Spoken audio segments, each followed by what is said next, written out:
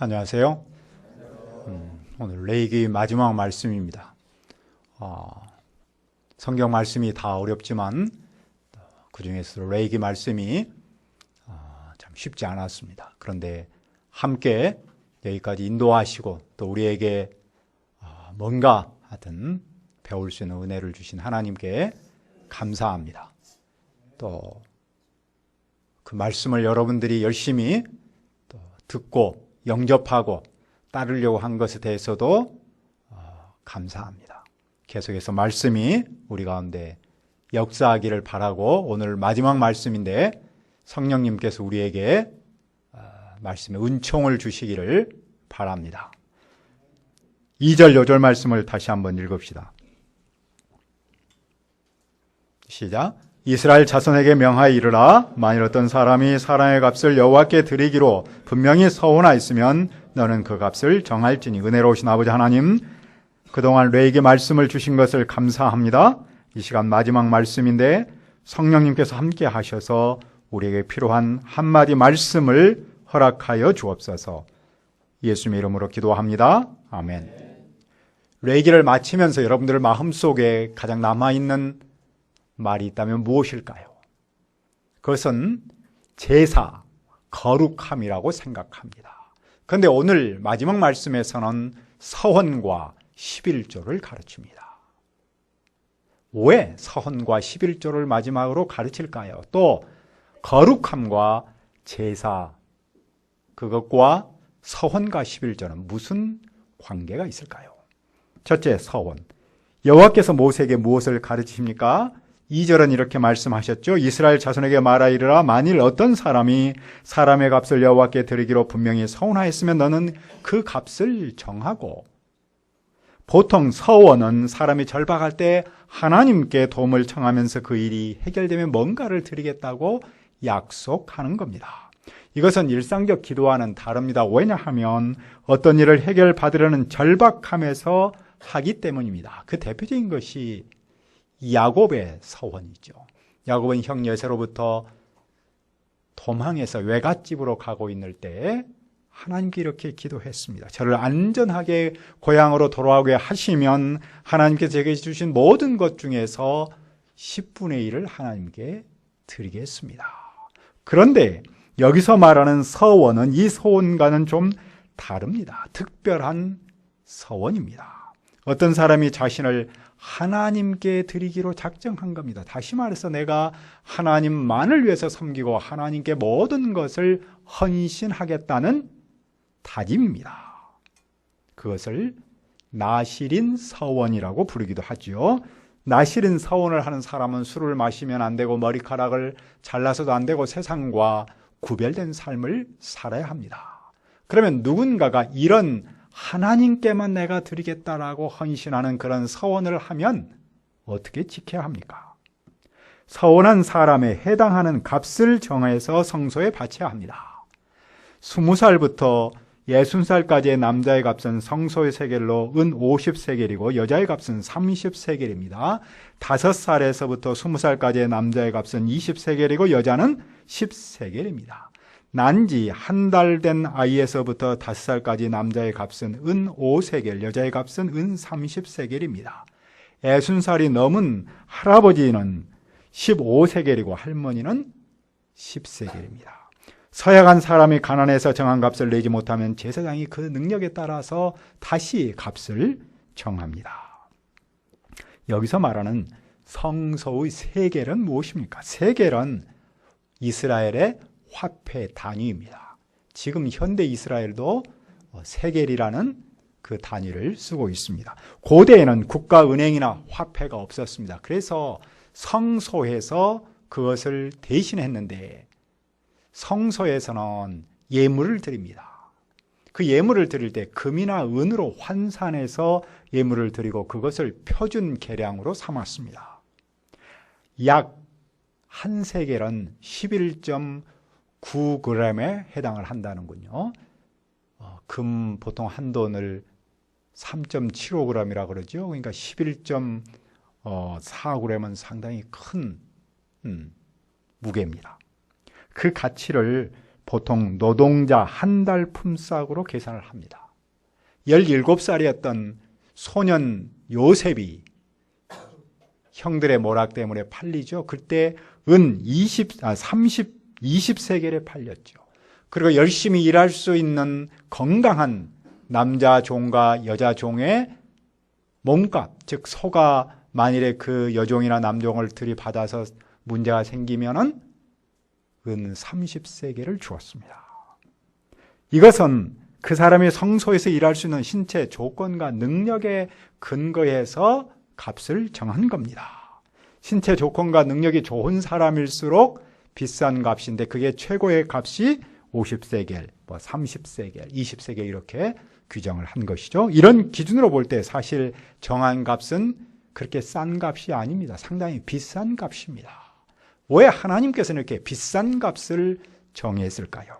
그 이유는 사람이 쉽게 서원하지 못하도록 한 데 있습니다.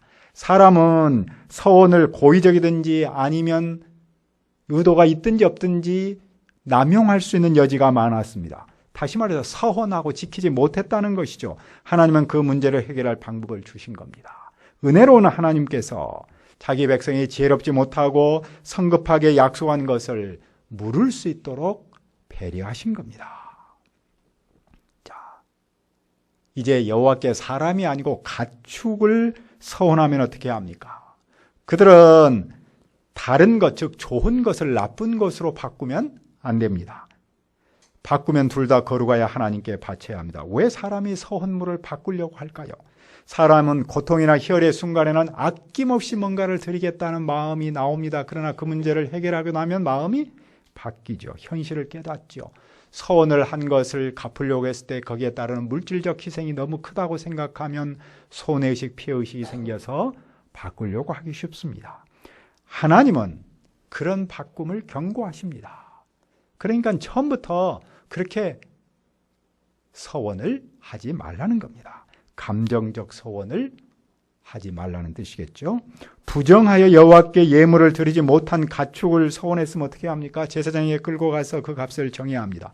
만일 그것을 물으려면 5분의 1을 보태야 합니다. 어떤 사람이 자기 집을 성별하여 여호와께 드리려고 하면은 제사장이 그 값을 정합니다. 물으려면 5분의 1을 더해야 하겠죠. 어떤 사람이 자기 밭을 성별하여 여호와께 드리려고 하면 그 값을 정해야 하는데 제사장은 희년을 기준으로 해서 그 값을 정합니다. 그리고 그 값은 모두가 다 성소의 세겔로 합니다. 자, 여호와께 서헌물로 드릴 수 없는 것은 무엇입니까? 26절을 읽읍시다. 시작. 오직 가축 중에 처음 난 것은 여호와께 드릴 첫 것이라 소나 양은 여호와께 것이니 누구든지 그것으로는 성별하여 드리질 못할 것이며 짐승의 첫 새끼는 본래부터 하나님의 것이라고 정했죠. 첫 소산, 첫 열매 이거는 다 하나님의 것이기 때문에 자동으로 하나님께 바쳐야 합니다. 그런데 그 첫 소산, 첫 열매를 내가 서원하면서 서원물로 드리려고 한다는 것은 무슨 문제가 생깁니까? 하나님의 것을 하나님께로 드리겠다. 즉 하나를 가지고 두 개를 써먹으려고 하는 아주 못된 의도가 있다는 것이죠. 그래서 그렇게 하면 안 됩니다. 만일에 첫 새끼가 부정하면 그 값에 5분의 1을 더해서 물러야 합니다. 자, 어떤 사람이 여호와께 뭔가를 온전히 바쳤다면 어떻게 해야 합니까? 28절을 읽읍시다. 시작. 어떤 사람이 자기 소유 중에서 오직 여호와께 온전히 바친 모든 것은 사람이든지 가축이든지 기업에 바치든지 팔지도 못하고 무르지도 못하나니 바친 것은 다 여호와께 지극히 거룩함이요. 하나님께 뭔가를 드렸다면 그것은 팔지도 못하고 무르지도 못합니다. 하나님께 바친 후에 피의식이 생기거나 아까운 마음이 들어서 그것을 취소해서는 안 된다는 겁니다. 왜냐하면 하나님께 한번 드린 것은 그것은 하나님의 거룩한 것이기 때문입니다. 만일에 어떤 사람을 하나님께 드렸는데 그것을 물으려고 한다면 그 사람을 죽여야 한다는 겁니다. 하나님께서 이런 서원 규정을 통해서 가르치려고 하는 바가 무엇일까요? 그것은 한마디로 서원을 했다면 반드시 그 서원을 지키라는 겁니다. 하나님께 무언가를 드리겠다고 충동적으로 약속하고 나중에 마음이 식을 때 약속을 쉽게 취소하지 말라는 겁니다. 여호와께서는 입으로 말한 것을 그대로 행하도록 강조하십니다. 무릇 차원한 예물은 하나님 여호와께 서원하여 입으로 언약한 대로 행하라는 것입니다. 말과 행함이 같아야 한다는 것이죠. 말만 해놓고 행하지 않은 것을 하나님은 원하지 않는다는 겁니다. 예수님도 사람은 자신의 말을 지켜야 한다고 가르치셨죠. 예수님은 사람이 서원을 지키지 않는다는 점에서 차라리 서원하지 말라고 말씀하셨습니다. 어려운 서원을 하고 지키지 못하는 것보다 서원하지 않는 것이 더 낫다는 것이죠. 예수님의 사람은 무책임한 서원을 경건의 표시로 삼지 말라는 겁니다.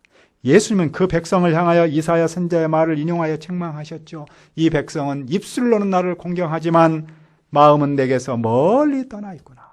하나님께 드린다고 말만 하고 하나님께도 드리지 않고 부모에게도 드리지 않는 것은 못된 행위다라고 지적하셨습니다.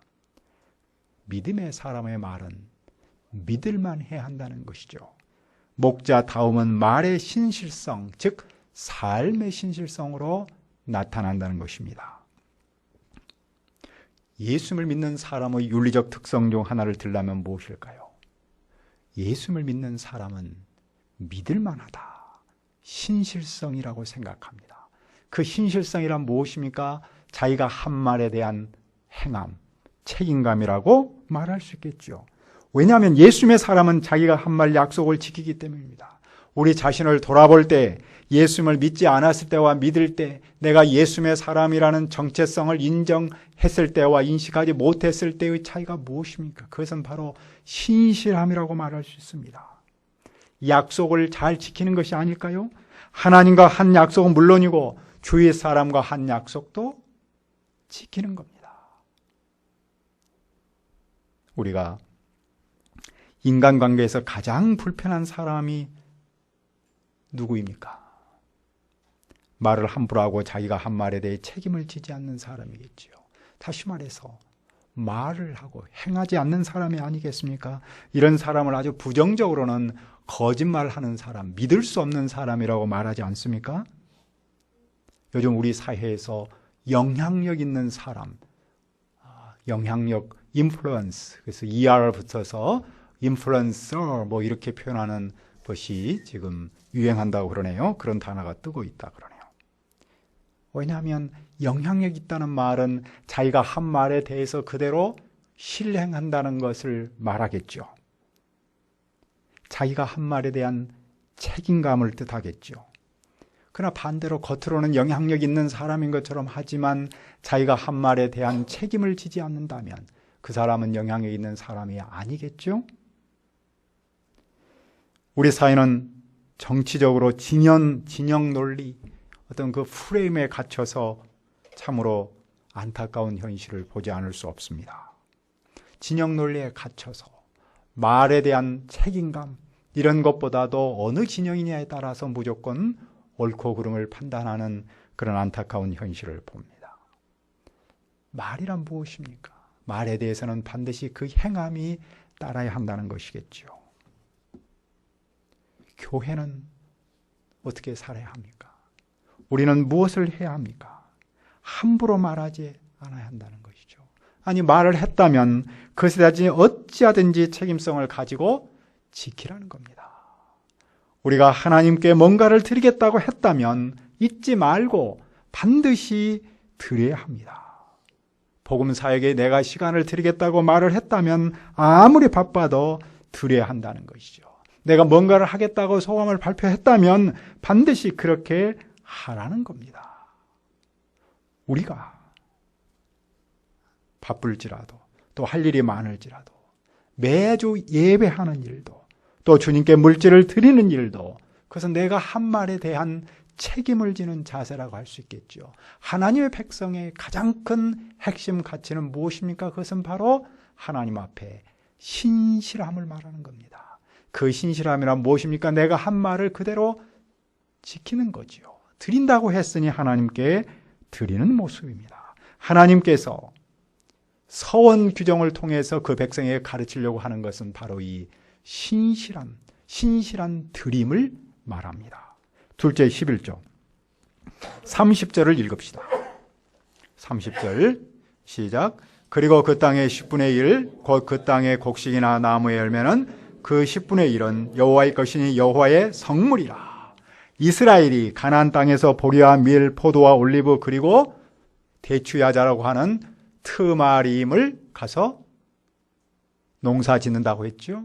그러면 당연히 농사의 열매를 맺겠죠.